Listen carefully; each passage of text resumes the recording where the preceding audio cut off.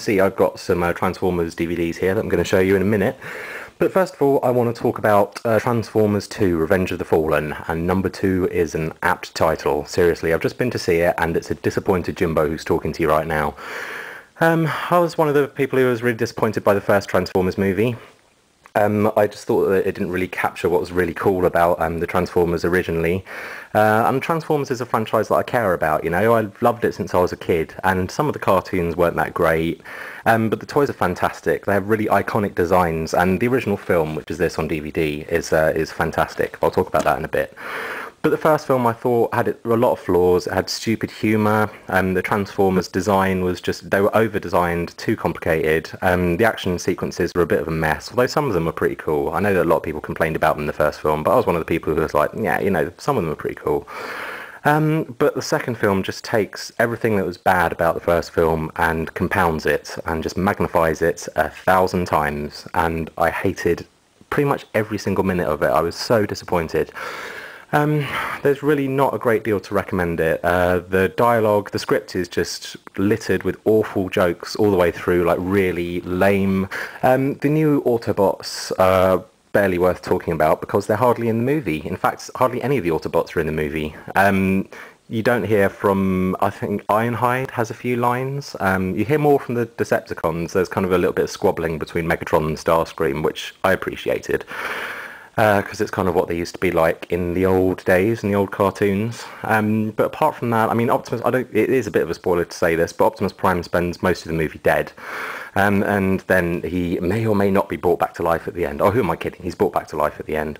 And you know, when Optimus Prime died in the original Transformers movie, it was such an emotional moment, and even watching it now as a cynical adult, it's still really well handled. I mean, it's dark, not overplayed. In the new movie, by that stage, I couldn't give a shit.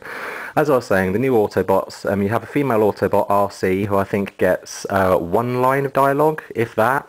She's hardly in the movie. I don't know where she disappears to for most of it, but she's like a motorbike who splits into 3 parts. And who else is there? There's a couple, I can't even remember their names. I think one of them's Mudflap, but they're supposed to be twins who transform into similar vehicles, so they're both the same kind of car.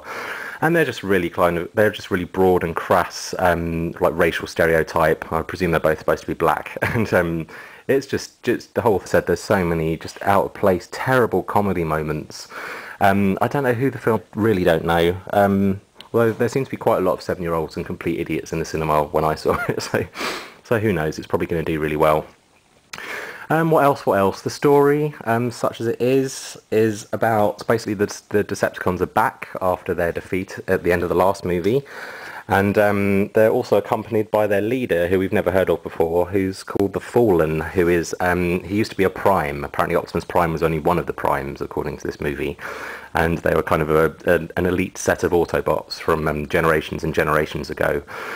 And the Fallen was a Prime who went evil and wanted to destroy planets by destroying their sun, I think, to get more energy. At the beginning of the film, the Decepticons are after a little bit of the Allspark, which is like the giant cube in the old film, which is in Megan Fox's trousers for some reason. Oh, she puts it in her pocket, that's why. And then they kind of forget about that, and they're looking for this device that's going to destroy the sun, which is hidden in the Great Pyramids of Giza, which archaeologists have never discovered for some reason. And it's pretty similar to the first film, except the plot is worse and makes far less sense. The action sequences, oh, fuck me, the action sequence, and you couldn't see what was going on. My God, I completely see what they meant in this film. You just can't see, the Autobots are so over-designed, and the Decepticons, that when one's fighting another one and they're kind of grappling and throwing each other around, you just can't see where one of them ends and another one begins. Seriously, it's like watching a herd of zebra fight with each other. You just can't see what's going on. You can't see who's who. It just completely ruins it. I just can't see how you can fuck up a battle between 2 50-foot robots who are smacking the shit out of each other. How you can make that not something that's awesome to watch. There's a couple of pretty good bits, but I mean, even the special effects in this I didn't think were as good as the first one. There's a couple of scenes where Megatron and Starscream are having a conversation, and they just look weird. They look kind of jerky. The frame rate is kind of a bit off. It just looks like really bad CGI. Megan Fox is pretty hot, as always, but she's a mechanic in this film, and is probably the least convincing mechanic since Kylie Minogue played a mechanic in Neighbours. Shia LaBeouf generally runs around screaming like a girl through the entire film. I just hated it. I just wanted it to end, which is just not a good sign in a film. I wouldn't have walked out because I never walk out of a film, but there's like little bits in the end credits which I didn't bother staying for. I just basically wanted to get out of the cinema, and it's so long, it's like 2.75 hours. In the end, it just feels like the film is made by a smug idiot, which is the worst kind of idiot. It's kind of really self-satisfied in its humour, in a way which it shouldn't be. Like, the experience of watching the film is like sitting really close to a blender that's filled. Another smug idiot shouts, say, like racist and homophobic jokes in your right ear while smashing you over the head with a mallet. It's that kind of experience. Seriously, I just can't see why they can't make a good Transformers movie. I pray one day they will, but this was not it. However, going back in time, this is great. This is the original Transformers movie from the 80s. It's great. It's well written. It's not overdone. The animation's good. It's kind of anime sort of style animation. It's dark. It's got a good story. It's epic. The designs are fantastic, and it's got some really cheesy, great 80s songs in it as well. So check that out. This is the uncut version, which is actually quite difficult to find, because they say the word shit in this amazingly, which seemed amazing when I was like 7 years old. But lots of budget versions have been released. I don't know if it's in the public domain or something, but this seems to be released on like budget discs every few months or so. So look for one that's a PG, because that means that it'll be the version which is uncut. I think it has some violence in as well, which is kind of uncut. This is The Rebirth, parts 1 to 3. This is probably one of the stories that I remember the most from my childhood. This has Galvatron in, so it's a later one with Galvatron, and it's actually after Optimus Prime died and then was resurrected.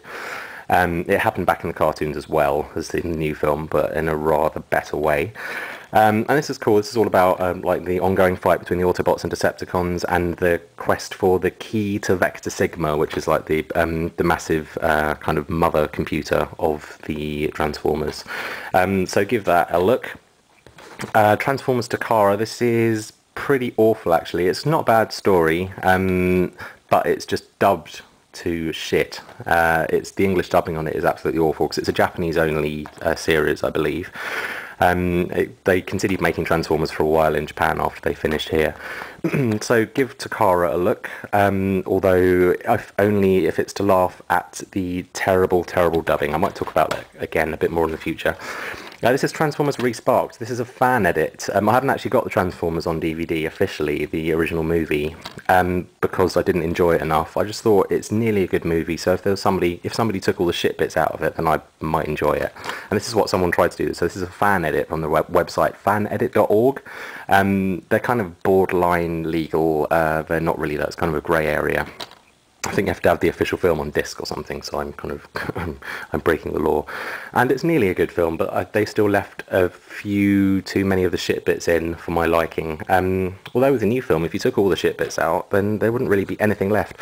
And this is just a few of my favourite episodes from the original Transformers series, which I think I recorded from VHS onto DVD. You got Dinobot Island, Megatron's Master Plan, Desertion of the Dinobots, Key to Vector Sigma Parts 1 and 2, War Dawn, Revenge of Bruticus, Dark Awakening. That's really good. That's a very dark one where Optimus Prime dies. Right, actually, no, he comes back to life and then dies again. Grimlock's New Brain, which isn't great, and The Return of Optimus Prime, in which Optimus Prime comes back to life, having died, been resurrected, and died again. So there's no keeping an Optimus Prime down, unless they make a Transformers movie 3, in which case we may never hear from them again. Let's just hope Michael Bay stops fucking up the franchise, gives it to someone else who actually knows how to make a good film, and we can all actually go to the cinema and enjoy ourselves, and I can stop having an embolism about how much I hated it. Okay, so that's it. That's my little rant about the new movie. Don't bother going to see it. You'll only encourage them. Okay, take it easy. See you in a future video. Bye-bye.